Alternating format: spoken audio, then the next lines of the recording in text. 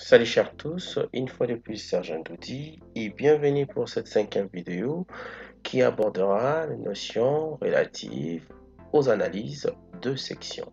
Mais avant d'aborder les notions des analyses de sections, nous allons sauvegarder nos matériaux que nous avons créés ainsi que nos sections que nous avons créées. C'est vrai, pour ne pas à chaque fois recommencer l'exercice ou l'élément, c'est que vous serez appelé, venez juste sur fichier, save as a template.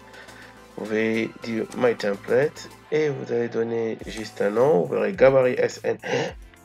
Je vais appeler ça gabarit. Je dirais SN, donc Serge Doudi 0002 pour dire mon deuxième gabarit. Alors, qu'est-ce que vous remarquerez? Chaque fois que si je fais new blank, je vais avoir un fichier vierge qui va me permettre de commencer un projet. Si je vais commencer un projet, je vais dire create from template, c'est que je vais aller là, il va me sortir les gabarits que j'ai lorsque je choisis directement les gabarits et je trouve tout ce que j'avais et je peux continuer mon étude. Alors nous allons maintenant procéder à l'analyse des sections. Pour ce qui est de l'analyse des sections, nous allons d'une certaine manière commencer par l'analyse des sections, je dirais des sections béton armé. Je prends par exemple la poutre rectangulaire que nous avons créée, la section B ici. Alors, lorsque nous avons cette section, regardez, nous avons ici le caractéristique des matériaux que nous avons désignés. Donc, nous avons B40 qui fait partie des matériaux que nous avions. Nous avons MP6 qui est béton précontraint, ainsi de suite encore. Ok, je vais revenir sur division de section.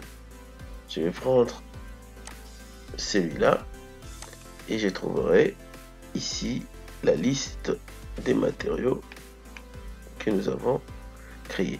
Acier, je verrai B25, B09, je prends B40. Ok. Alors, lorsque je prends les matériaux, ici, juste là, j'ai Reference. Comment fonctionne le Reference? J'ai ici la possibilité de draw bar, donc dessiner les barres. Comment il fonctionne? Si je fais un point, il va réellement me créer la barre au point où je vais placer. J'ai la possibilité de placer une barre avec enrobage. J'ai la possibilité de placer des barres par face. Moi, je vais choisir placer les barres par face. Donc, je vais prendre ceci. Je vais juste sélectionner cette face-là. J'ai dit l'enrobage 50. Je suis d'accord. Sinon, je peux prendre 40. Je fais OK. Et j'aurai mon élément. Alors, pour des raisons d'uniformité, je vais prendre par exemple les barres 4 barres, diamètre 32. Voilà, je fais par exemple ceci, 4 barres, diamètre 32. Alors, regardez ce qui va se passer. C'est que je vais aller sélectionner la face. Je vais valider pour mon enrobage. Il va me placer. Je vais faire la même chose ici. Je vais valider. J'aurai mes 4 barres de 32. Alors, dans les cas où vous aurez des sections, des barres, des nombres de barres assez ici, alors vous pouvez combiner. Si vous avez par exemple des fils, vous pouvez venir ici. Je vais faire ceci. Je vais prendre number 4, oui. Je ces éléments-là. Je vais venir ici, dire dessiner barre. Je vais prendre ceci, tout en sachant par rapport à mes barres de dessus. Celui-ci, c'est cette barre-là. Ça, c'est celle-ci. Donc, j'aurai, pour moi, ce qui va m'intéresser, ce sont les valeurs des Y qui seront là. C'est que je peux placer comme ça, au hasard. Je place comme ça. Je vais venir ici et faire comme ça, au hasard. Alors, qu'est-ce que je fais? Je vais venir justement pour les premiers, c'est celui-là, deuxième, troisième, quatrième, cinquième, c'est celui-là, sixième, septième, huitième. Maintenant, neuvième, c'est celui-là, neuvième, c'est l'équivalent du premier. Donc, si je prends 525, plutôt 75, j'aurai cet alignement-là. 75, ensuite j'ai 225. Ensuite, j'ai les suivants.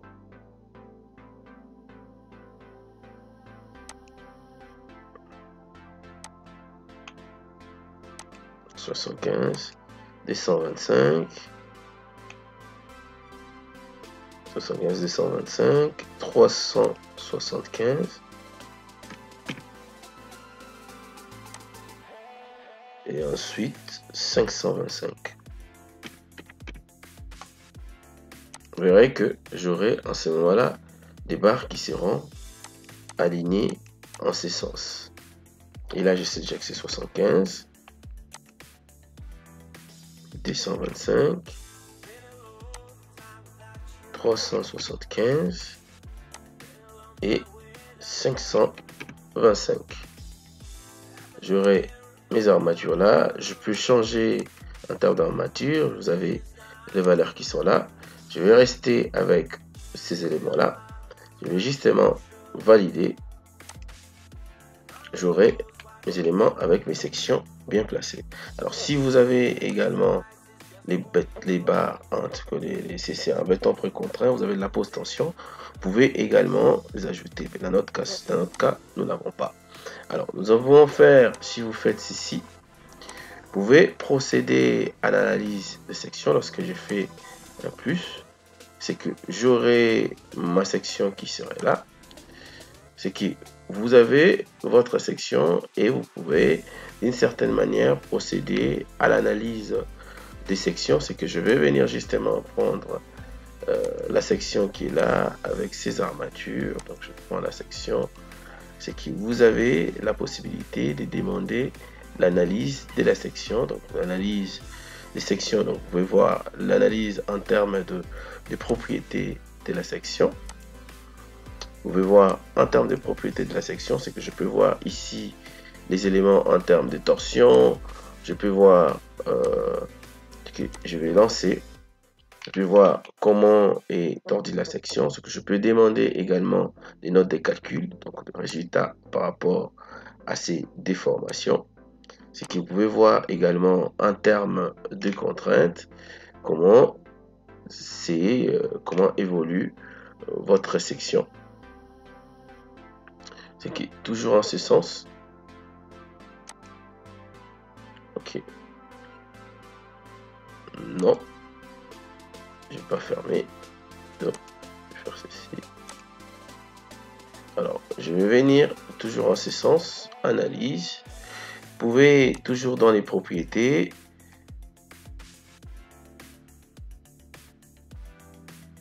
Ok.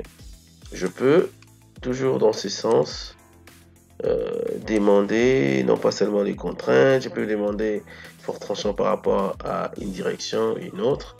C'est que vous avez aussi toujours la possibilité en termes d'analyse des sections de venir demander par exemple la torsion par rapport à votre section. Vous pouvez demander, je vais justement calculer, il va sortir les éléments par rapport à la torsion. Je peux demander ceci, c'est que je peux changer les variantes et justement calculer pour qu'il me fasse les résultats d'analyse des sections. Alors, vous avez plusieurs possibilités d'analyse et ainsi que de vérification par rapport aux valeurs que vous aurez données ou définies par rapport à votre section. Je peux dire, par exemple, je vais fonction stress, je peux aller un peu plus loin, tension, je vais demander de calculer et j'aurai ça. Et voilà la déformation en termes de contrainte de torsion de mon élément, de ma section. Et vous pouvez faire différentes vérifications. Je peux prendre une autre poutre, je peux prendre celle-ci. Je peux faire la même chose. Vous pouvez demander des analyses de sections en termes de propriétés. Vous pouvez voir les bending axial, donc en termes de moment. C'est que si je vais revenir sur ma section, je peux venir demander toujours ceci. Je peux demander bending axial.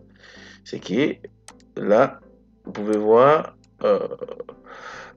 réellement défini. Si vous voulez définir par rapport à un système, un élément de calcul, par rapport à une combinaison quelconque, vous pouvez demander de contrôler des itérations et laisser lancer le calcul pour voir en fait comment se comporterait la section, votre section, en fonction soit des matériaux, soit des éléments ou encore de formes que vous aurez convenu. Alors nous allons voir dans les cas, dans les contextes d'une section que nous avons créée nous-mêmes. Donc nous avons créé cette section ici. C'est que nous pouvons demander des analyses des sections, ce que je peux demander en termes de torsion, comment il se comporterait. Je vois comment mon élément se comporte. Je peux voir en termes de contraintes.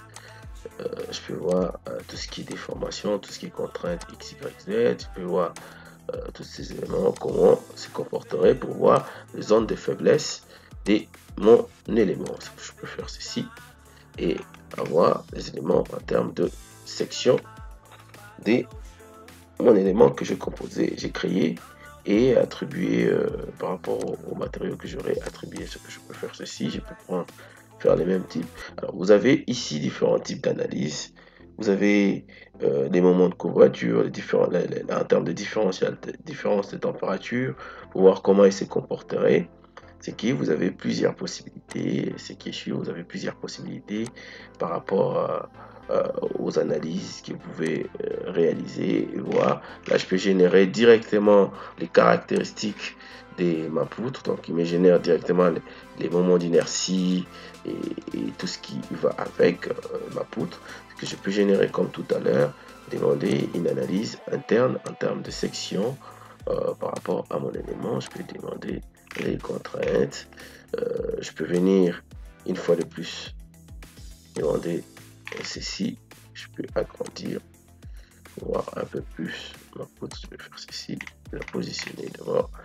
Et je peux faire tous ces calculs, toutes ces vérifications d'une certaine manière de mes sections déjà pour savoir comment ils se comportent.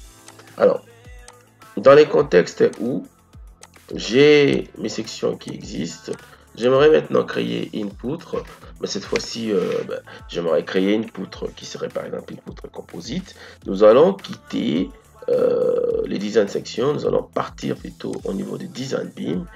Dans design beam, vous avez la possibilité de créer des poutres directement en style composite, en post-tension. Vous pouvez créer des poutres directement en béton armé. Pour ce qui est des cas, nous avons créé des éléments métalliques et béton armé. Nous allons créer des éléments en post-tension. Alors, sur ces déjà, je vais aller là-bas.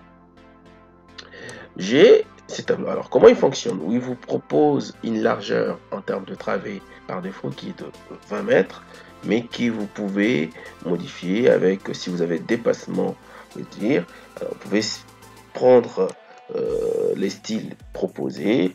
Je prends une poutre en T ou un. Bon, moi, je vais aller ici.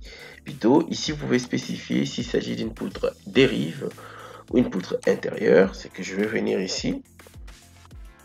C'est que je vais venir justement là. Je vais prendre section. Alors, vous avez trois possibilités. D'abord, ici, vous avez la possibilité double possibilité de faire une poutre variée ou une poutre réellement uniforme. Et ici, également, vous avez la possibilité de définir la section. Lorsque je prends définir section definition, je peux ici prendre des sections standards. Quand je dis section standard, c'est-à-dire que ce sont des sections que je peux trouver dans les catalogues américains, australiens, british ou canadiens. Alors, je vais prendre les catalogues américains proposés dans les AHTO. C'est que je vais prendre les poutres e-grider, je vais prendre les types 3, 45, je prends celui-là, je vais faire valider, il va me prendre ceci et vous avez la possibilité de télécharger. Ce que je prends là, les matériaux, il me dit par défaut, je prends le béton BP40 et je peux venir ici ajouter cette fois-ci une table de compression. Je vais prendre Regular Rectangular in situ. Je vais prendre là c'est 1 mètre de large, je vais prendre 2 mètres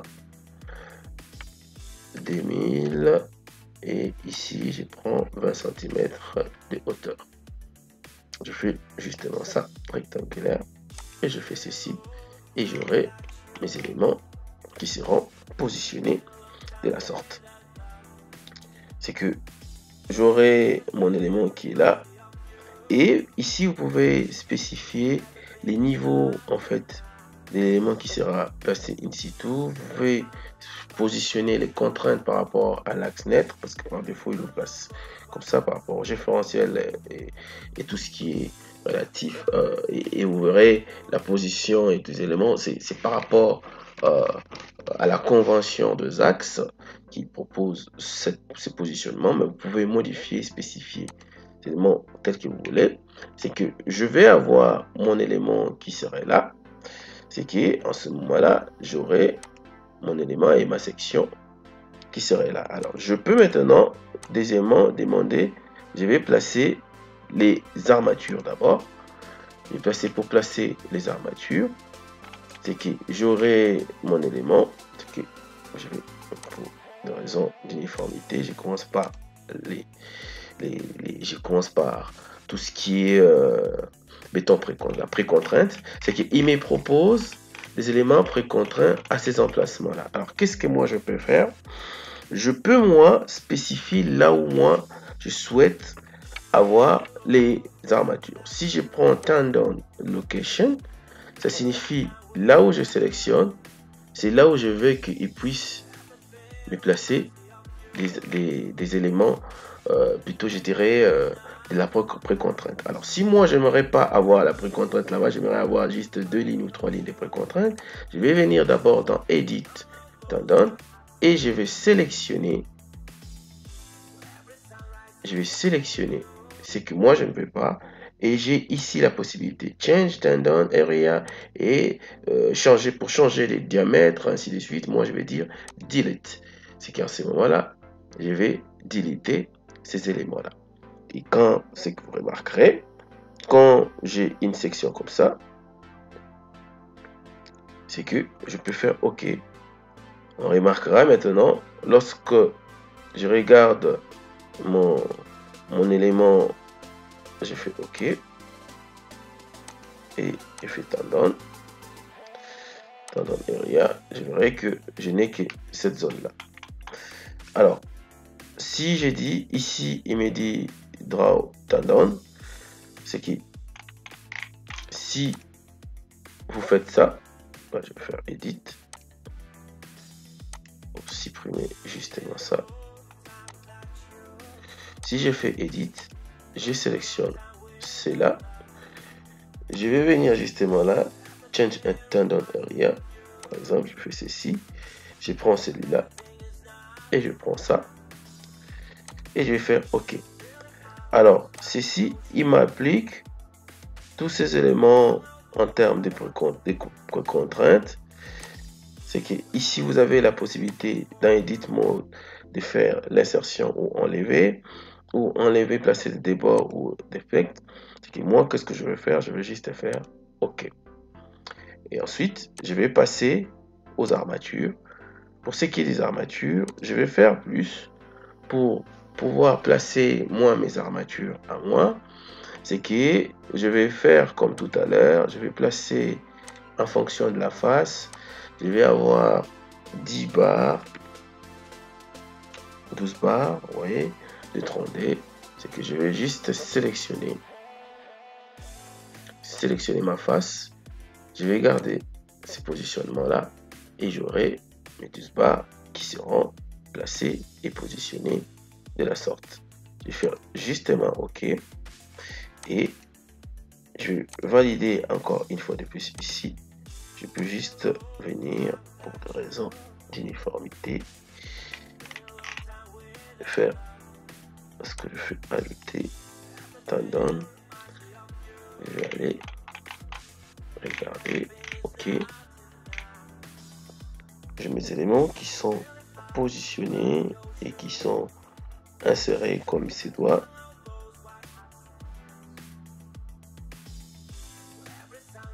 Ici, on dit dans le backover, nombre 1, ainsi de suite.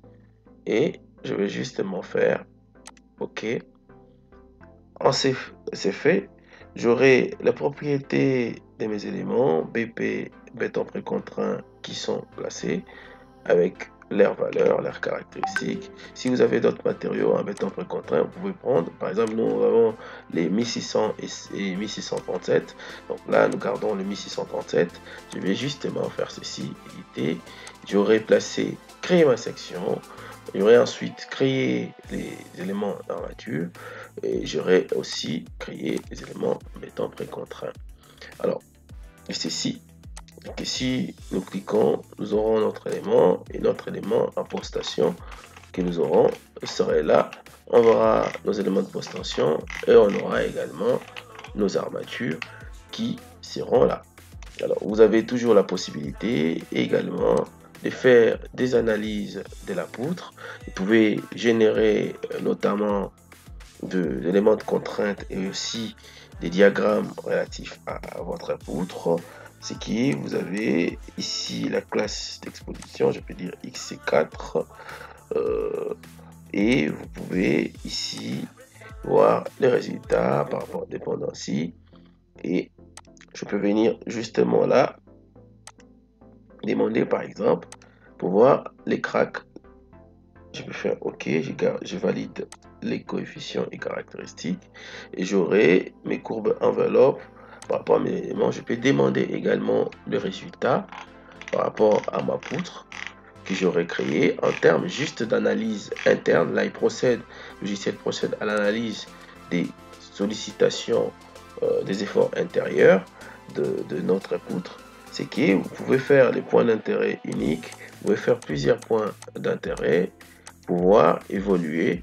Donc, les premiers points, il a sectionné l'élément, a sectionné notre élément pour analyse. Je peux aller à la section médian, je peux aller justement là et voir comment se comporterait mon élément par rapport à ça. C'est que je peux choisir également dans les contextes accidentels, caractéristiques et tout ça, je peux voir, je peux analyser ça directement par rapport aux normes. Et nous verrons que ce sont les normes, c'est la norme que nous avons choisie précédemment qui est prise en compte ici. Alors, je peux demander ici Tandem Optimization pour que le logiciel puisse lui optimiser pour moi l'élément. Je vais venir ici XCD D1 et venir Tandem Optimization. Je vais venir ici, vous pouvez vous-même spécifier l'optimisation en fait en termes de disposition de la précontrainte, c'est que vous pouvez optimiser et ensuite faire également des analyses relatives à votre poutre qui est là en béton précontraint. Alors c'était une fois de plus Serge Antoudi. Quant à moi, je vous dis merci et à la prochaine.